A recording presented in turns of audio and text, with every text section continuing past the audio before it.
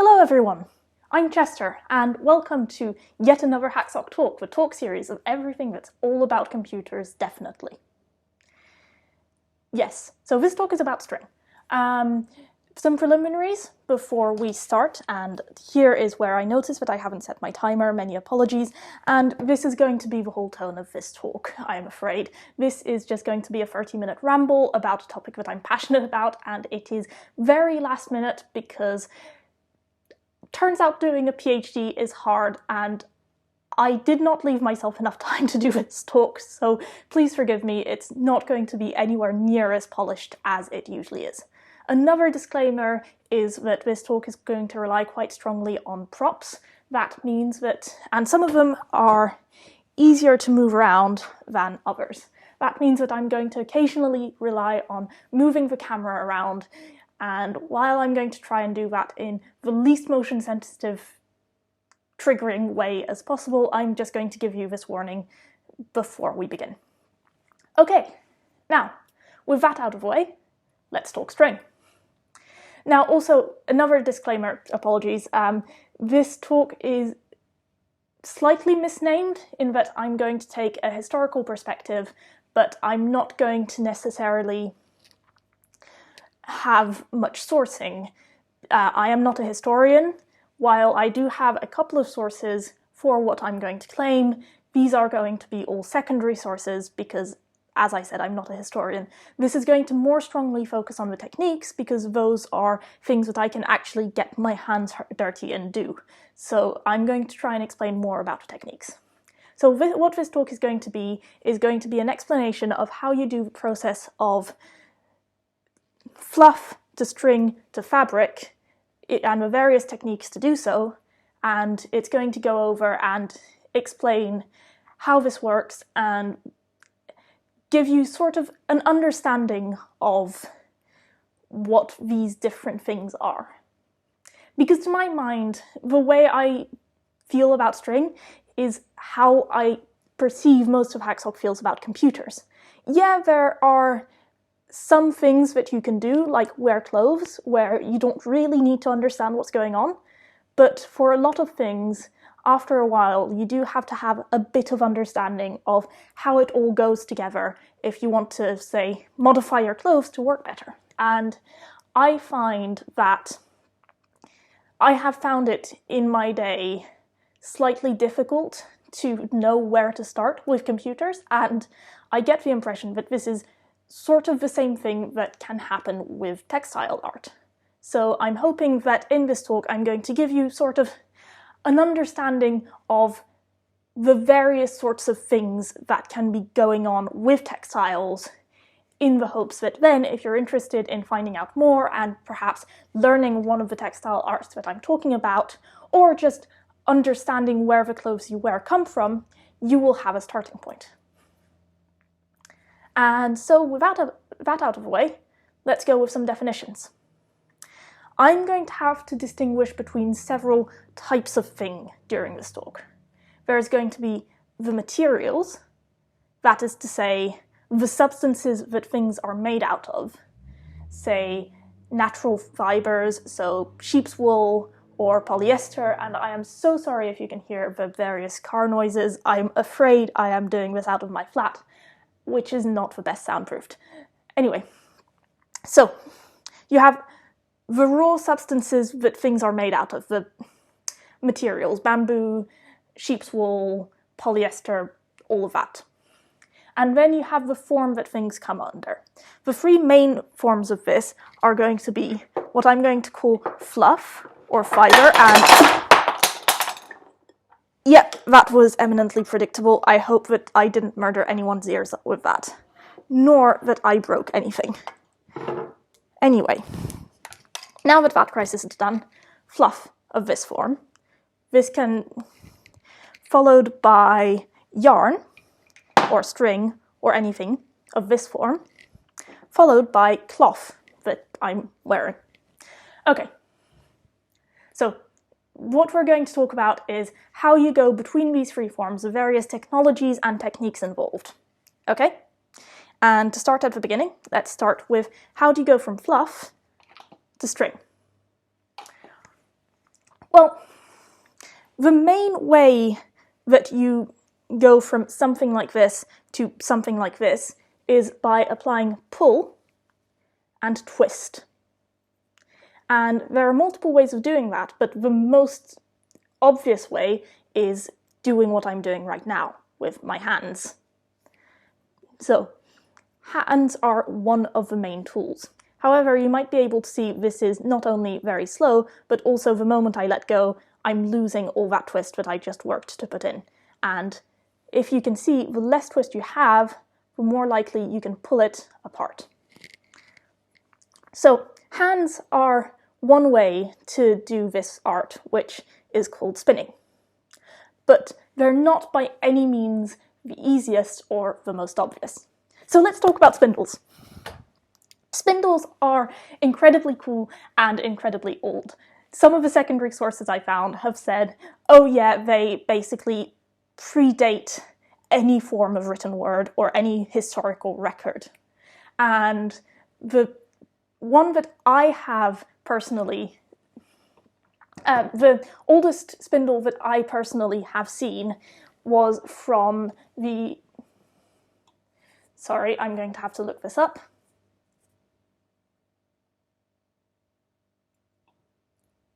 The Chalcolithic age, which is between 5500 and 3000 BC.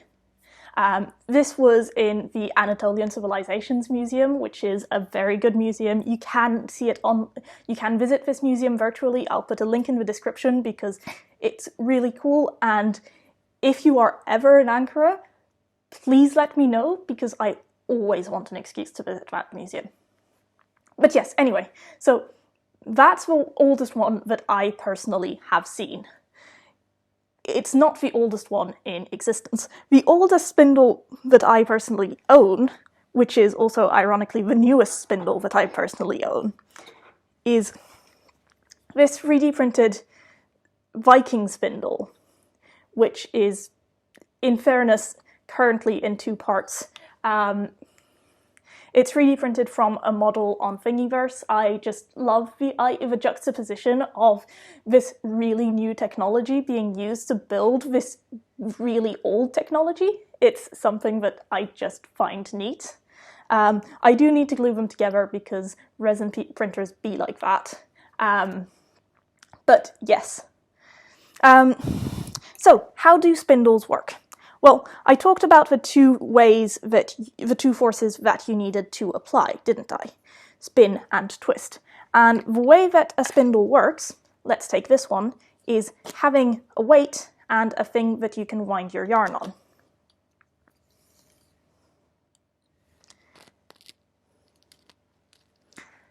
And then you just spin it.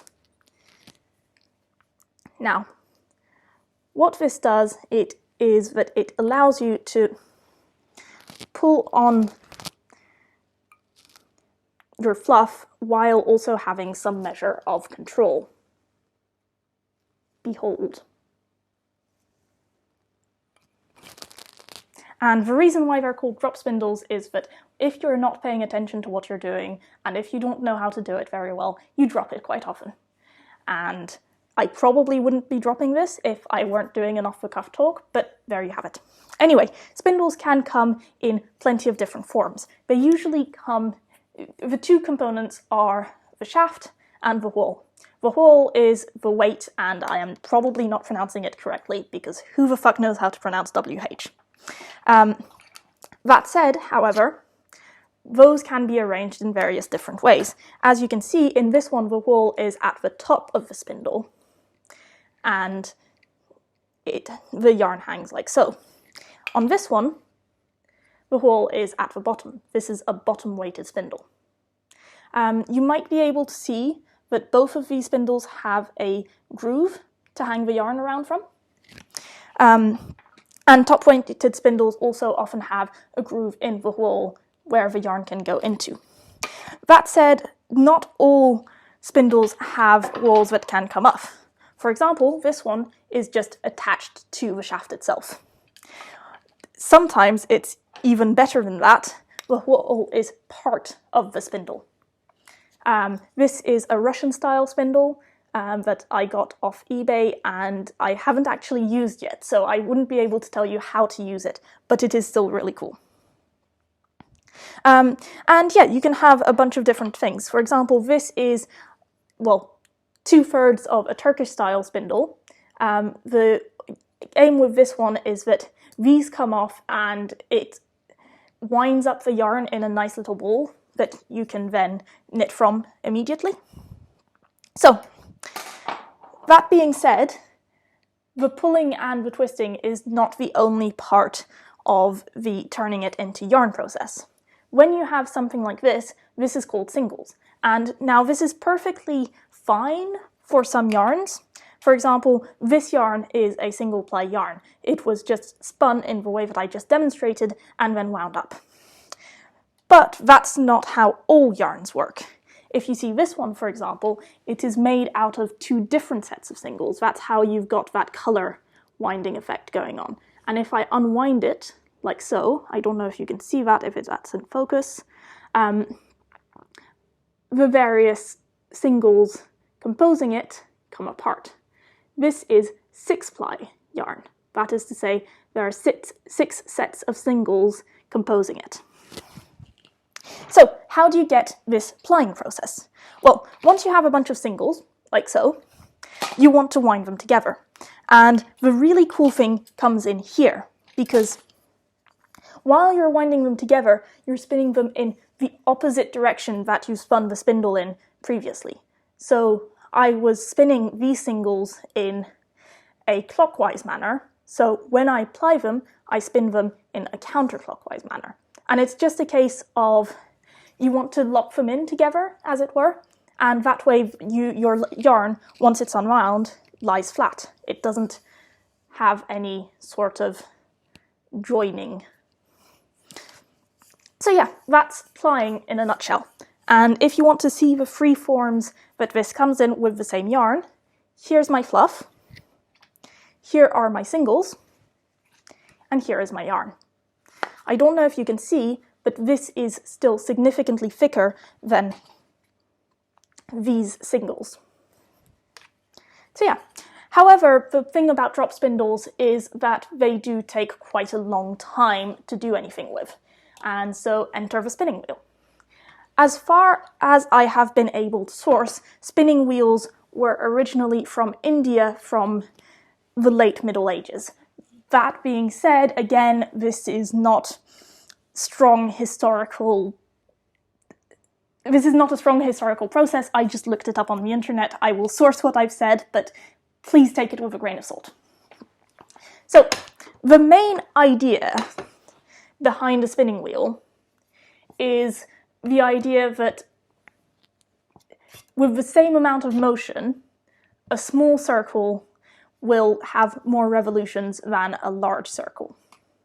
That is to say, if 2 of these circles are attached, and therefore I can move one by moving the other, then I don't need to apply as much movement to this wheel to get a bunch of revolutions from this. So, what we do is we attach this wheel to this setup, which I will go through this setup in more detail in a bit, and then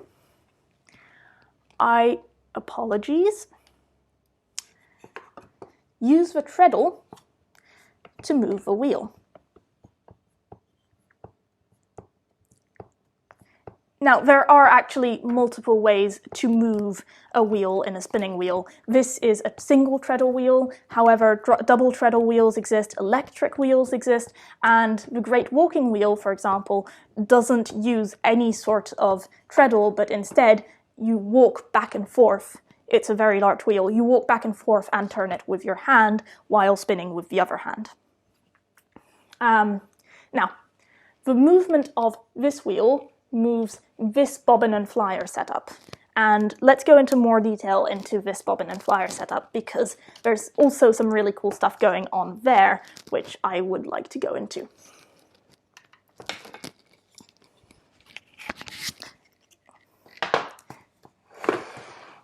Okay, let's move the camera back. Apologies for this again. So, bobbin and flyer. Here we have some words that are reused from the old one. This itself is the bobbin, this is the spindle, this is the flyer, and this is the whole.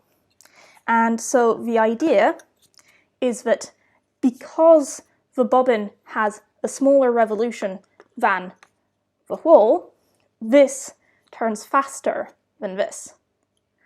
And that is how you gain the friction and the spin needed to both get the spin onto the fibre, but also then wind it onto the bobbin. I'm afraid I'm not going to be able to demonstrate this because it's already been 15 minutes and I'm still in the going from fluff to yarn. Okay, so you've got your yarn. That's fine, I guess, but you want fabric. How are you going to make fabric? Well, I'm going to talk about this in, I guess, 3 different categories of things that are vaguely similar, or I'm going to talk about 5 different textile arts. Okay, so the first ones are weaving and sprang, because those have the same sort of idea between them. Weaving you probably know about, but sprang is a much older one, which is also really cool. So, moving the camera again.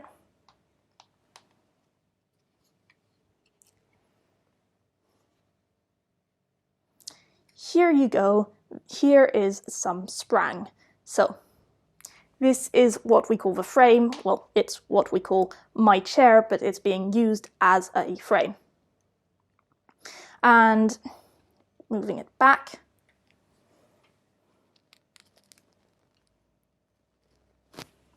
Okay.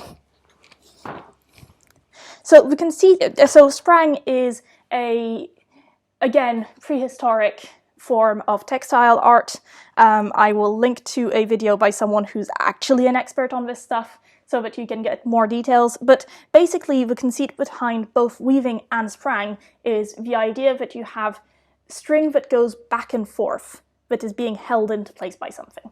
Now, if you've ever seen a piece of weaving, which you definitely have, but if you ever look closely at, say, a woven basket, or maybe the plaid that you're wearing if you're like me and queer, you can see that the way that it's done is by having a certain type of fabric, a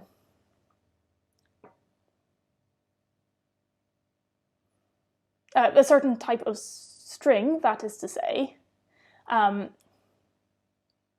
Sorry, again, I'm having to look.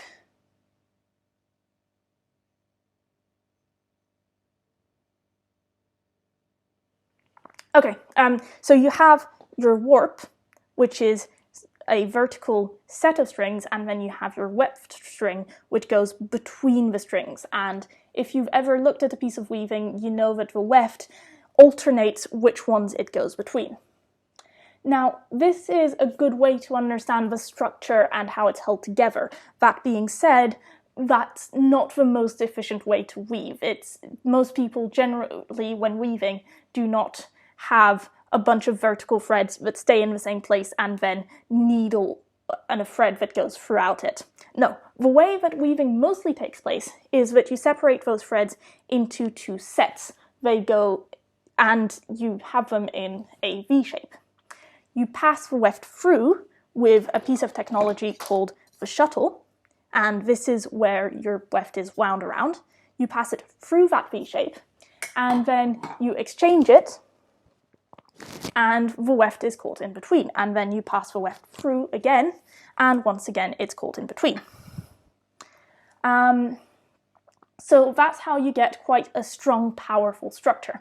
With sprang, it's a little bit different, because instead of having a weft string that goes through it, the way that you do it instead is by having the side threads go through the other ones. So you take the first thread and you switch it with the second thread.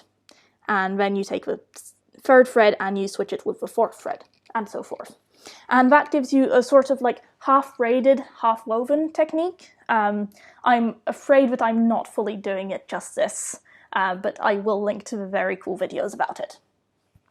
So yeah, that gives you a sort of, I guess, interlaced structure. But let's talk about the arts that rely more on knotting. So these are going to be Nålebinding and Crochet.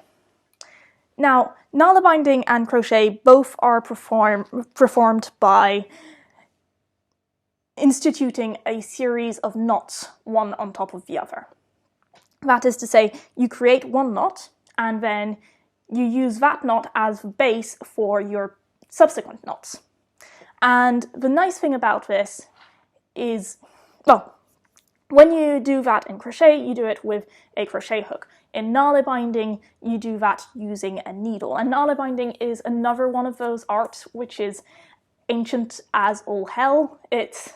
The word itself comes from Scandinavia because that's where the art was most active. However, there is evidence of Nålebinding in ancient Egypt, and there is also evidence of Nålebinding in a Neolithic era. I am again going to have to link to videos about that. So, series of knots. Those knots can be undone by pulling on the string. However, you can only undo one knot at a time. This gives you quite a lot of freedom, both in shape and in the forms of things that you can do. So if you've ever seen little amigurumi, such as these, they're almost certainly crocheted. Because the thing is, if you're building a knot on top of the other knot, you can build it in virtually any direction you want. I hope that makes sense. But yeah, so some examples of cool shapes you can do with crochet. This, dragon scales, and little flowers, and a heart.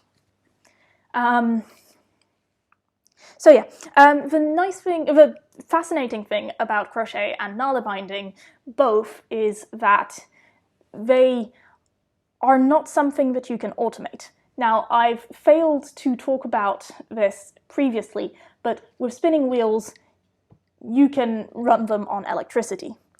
With weaving, with looms, you have the whole Jacquard loom structure.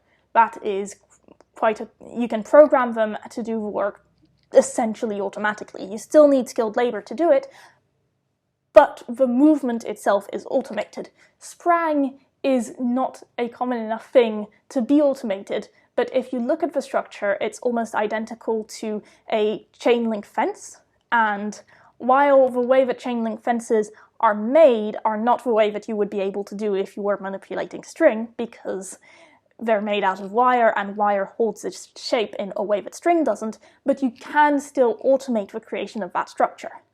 That's not possible for crochet and Nålebinding. You have to do every bit of it by hand.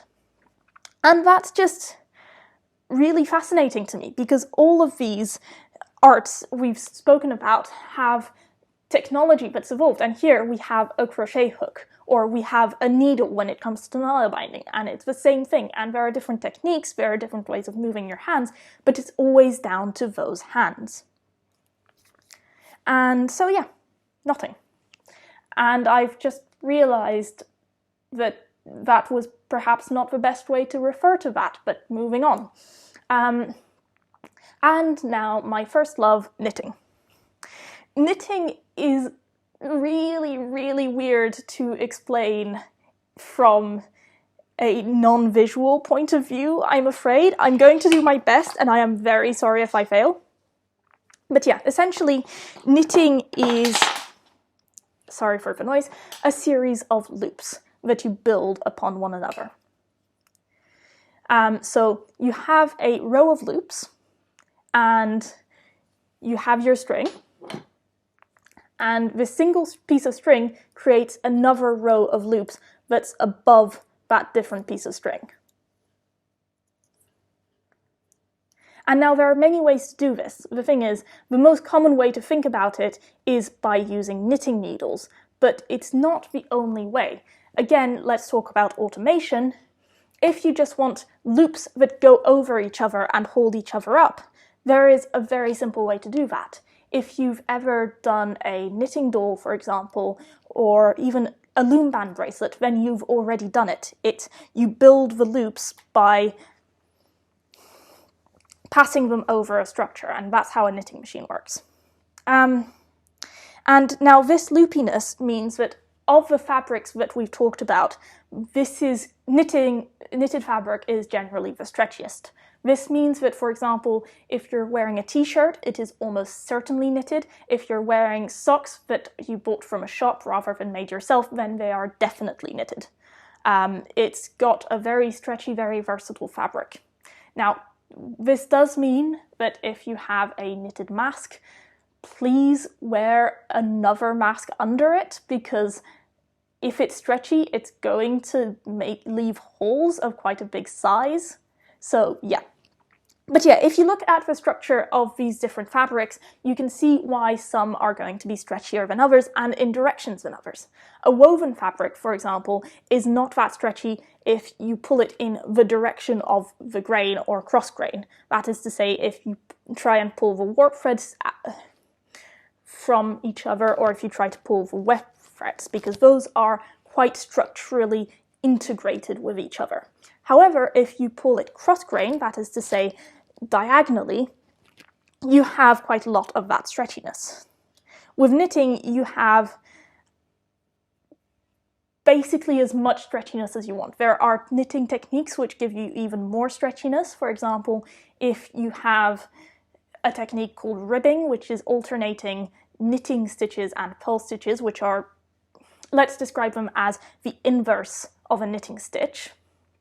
That gives you an extremely stretchy fabric. If you've got any sort of knitted garment with cuffs, or if you have a hat with a brim, then that's almost certainly ribbed. So you can have a look at that. And then yeah, there are various ways as well to integrate color into these fabrics. If you're knitting, then the most obvious way is, well, let's look at this. You just change the color of the yarn from row to row. You have similar techniques with weaving. Now, of course, the more complicated things can be programmatically done with Jacquard Looms, but you also have things like this, which are done by hand. If you look closely, you can see that it's just an alternation of what color weft threads are being used. And then finally, you've got printing, which is just using the fabric as a material to print on. Some clothes that you might be wearing will probably be printed. If you're wearing a HackSoc hoodie, then it's almost definitely printed. Finally, I think I've already said finally, but never mind, you've got embroidery, which is sewing on designs. You can also add any sort of decoration using different shapes, which again you can have sewn on, or you can have with various structures made with your textile art, and you can add on various structures as well, such as this flower. This flower could make an ideal decoration for, say, a dress. So yeah, I hope that this very brief introduction to the massive world of textile arts has been at all useful, and at least has given you some idea of terms to Google if you ever feel the need or the want to find out more about this subject. And thank you very much for listening. Goodbye.